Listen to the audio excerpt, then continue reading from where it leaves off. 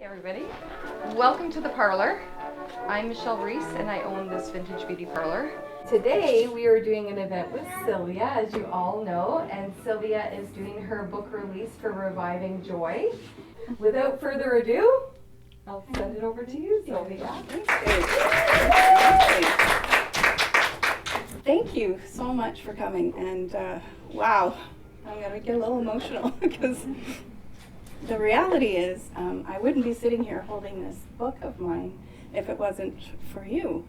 I look around and I see so many people who have invested in me and encouraged me and cheered me on, and even just attending this event is just such an encouragement and a blessing. So thank you. I will try not to cry. But yeah, it's really wonderful. So this is a little treasure that I'm so privileged to share with you.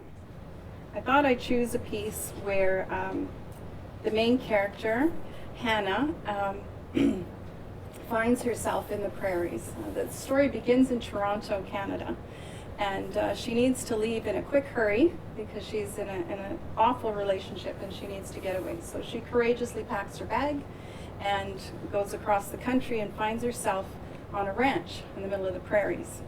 So it's Sunday on the prairies. Sunday dinners were always a feast on the McBride Ranch. Roasted pork served with vegetables, sweet rolls, and pie for dessert. It was the only day that Hannah didn't have to cook or look after the children. Set another place at the table, please, Hannah, Marion asked. Andrew's brother is home for the holidays. Hannah stood back and looked at the beautiful table. She'd collected some boughs of cedar and made a centerpiece to hold a large candle. It's hard to believe Christmas is only a week away, she said to Marion as they carried food from the kitchen to the dining area. Placing a basket of sweet rolls and a large jug of milk on the table, she went to the living room to get Rosemary and Tabitha. Marion hollered for the boys and the men to come in and wash up for dinner. Hannah helped Rosemary into her chair and sat on the bench next to Tabitha at the table. They played a rhyming game while they waited for the boys to join them. Sing it with me now, Tabby, Hannah encouraged. 1 apple, 2 apples, 3 and 4. Peel them, cook them, and mash some more. Applesauce, applesauce, it's so yummy. Applesauce in my tummy. Hannah tickled Tabitha's tummy, making her giggle and squeal. Where's my favorite Tabby girl? She looked up and screamed, Uncle Bobby! Hannah recognized the stranger's handsome face. She smiled at the way Tabitha's little arms wrapped around his neck as he swung her around. She noticed his strong, broad shoulders, too. Hannah, meet my brother Bobby, Andrew announced. Pleased to meet you, Hannah said as she stood to greet him. He sat Tabitha down next to her daddy and shook her hand. And you, nice singing. His eyebrows raised and a cheeky, crooked smile made Hannah blush. So far, he'd seen her cry, and he'd heard her singing a silly song. Great first impressions. She stared into his deep blue eyes, which seemed to follow her every move. She lifted one leg over the bench, trying to return to her seat, but underestimated the distance and lost her balance completely. Grabbing for something to keep her from falling, she reached for the table, but slipped and only held the cloth in her hand. Everyone gasped and reached for their moving dishes. Everything began to slide towards Hannah as she tumbled backward in slow motion. Whoa there, Bobby's deep voice bellowed as he caught Hannah just in time to rescue her from a hard fall. Held underneath her arms with one leg up on the bench and her bottom resting on the floor now, Hannah closed her eyes tightly and prayed she'd disappear.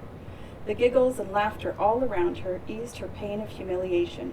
She felt 2 strong hands lifting her up from her awkward position and setting her next to Andrew, who patted her on the back and whispered in her ear, Consider yourself initiated into the family.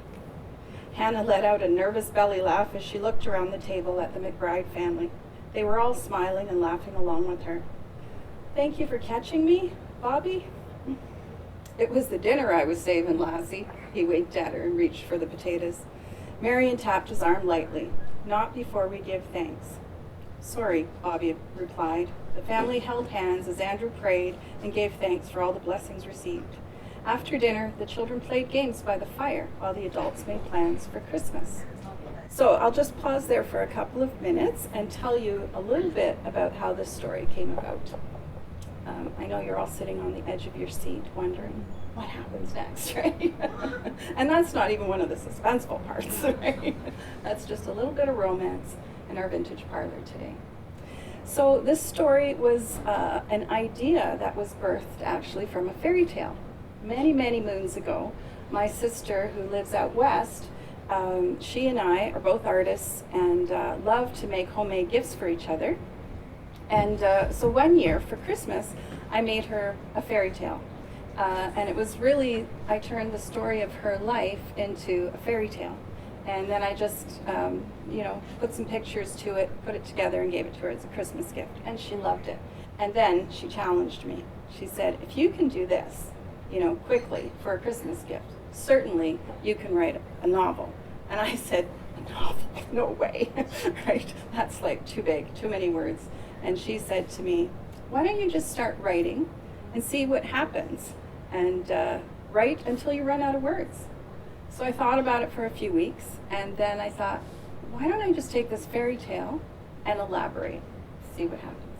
So over the next year, I turned the fairy tale into a novel, and it was 20,000 words and about 15 chapters, and I gave it to her for the next Christmas. And so she was like, holy cow, girl. And I was like, I know, right? I don't know where all these words come from. And so that was that. I gave it to her, and I made a copy for myself. And over the years, these couple of copies got spread around the family. And one by one, family members came to me and said, when's the sequel coming out? And I'm like, oh, no, that was just a gift, right? Well, 3 years ago, I was writing some curriculum and trying to put together a book, and I needed to learn how to self-publish. And I went online, was learning how to self-publish for this curriculum, and the course online kept saying, take your manuscript, and then blah, blah, blah. And I was like, well, I don't have a manuscript. And about the 6th or 7th time, I was like, oh, I do have a manuscript. So I dug it out of the drawer, and I read it, and I went, this is actually a pretty good story 10 years later. So I thought, if I like it 10 years later, maybe I could turn it into a real book.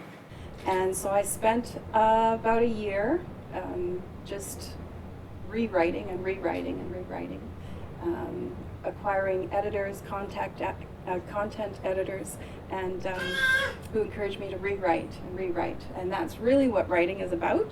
It's about rewriting. So the idea is great, the first draft is wonderful, and then you rewrite until you have no fingernails left. But I loved it. I loved every minute of it. And so here I am today holding, it's now 80,000 words and 28 chapters, and there's a little bit of my artwork in here, just a tiny bit, and which I'll show you here. I just put a handkerchief. So there's a handkerchief theme in the book, and which is why the character's holding a hanky and why we're embroidering hankies today. And I didn't actually notice that theme until my sister, who I love dearly, the artist who I gave the book to, said, oh, I love the handkerchief theme. I was like, oh. I'm a little slow, what can I say? So I will just read a little bit more, if I can find my page back. So they've had dinner, they've gone out, and they've got their Christmas tree, and they're all gathering around the fire to warm up. Now the family was full of anticipation for the rest of the evening events, because you know what happens at Christmas time, right? Hannah and Marion served hot apple cider, shortbread cookies, while Andrew and Bobby successfully planted the tree in the large pot that stood in the corner of the living room. Can we make the popcorn? Jonathan asked. You make it and we'll string it. That is, if you don't eat it all at once, his mother joked. Hannah sat quietly, enjoying the laughter and conversations of the McBride family. It made her more homesick than ever. She would make her way home soon, she decided, and start over again. This time, she would follow her head and not her heart. Bobby sat next to her and handed her a small package with a rose-colored ribbon around it. Hannah took the gift and looked at him with surprise. What's this? She asked.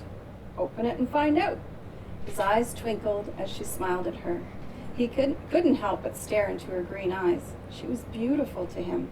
He didn't know much about her, but all he wanted to do was put his arms around her and keep her safe forever. "Oh my," Hannah said softly as she laid the hand-stitched handkerchief on her lap. She ran her fingers over the pink and yellow flowers, studying the intricate embroidery. There was lace sewn around the edges, and the word joy was stitched with blue thread in the bottom right-hand corner. "It's so beautiful, Bobby. Where did you find such a thing?" She was afraid to ask, but it came out of her mouth before she could stop it. Bobby was happy to oblige. "Marion made it for you," he announced. "I asked her to put something special on it, and we decided joy sounded just like you," Bobby said loudly as he winked at his sister-in-law across the room. When Marion saw the handkerchief on Hannah's lap, she smiled at her new young friend. Hannah mouthed the words, "Thank you," to her, and then looked intently into Bobby's eyes. "You didn't have to do this, you know. I didn't get anything for you." "I was hoping to take you for a walk in the moonlight with me. That would be the perfect gift, I think." Bobby stood and put his hand out to hers. "Just a short walk to the barn and back." Hannah couldn't resist his charm. All eyes were on her as she stood and followed the tall cowboy to the door. "Can I come?" Tabitha wanted to know. "Not this time, honey." Bobby ruffled her hair under his large hand. "We'll be back before you know it."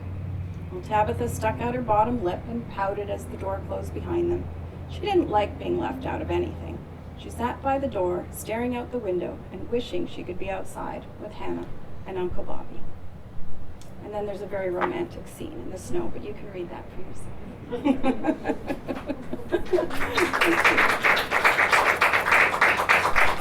Well, you're all such good listeners. This is like back in my teaching days. I wish you were my students.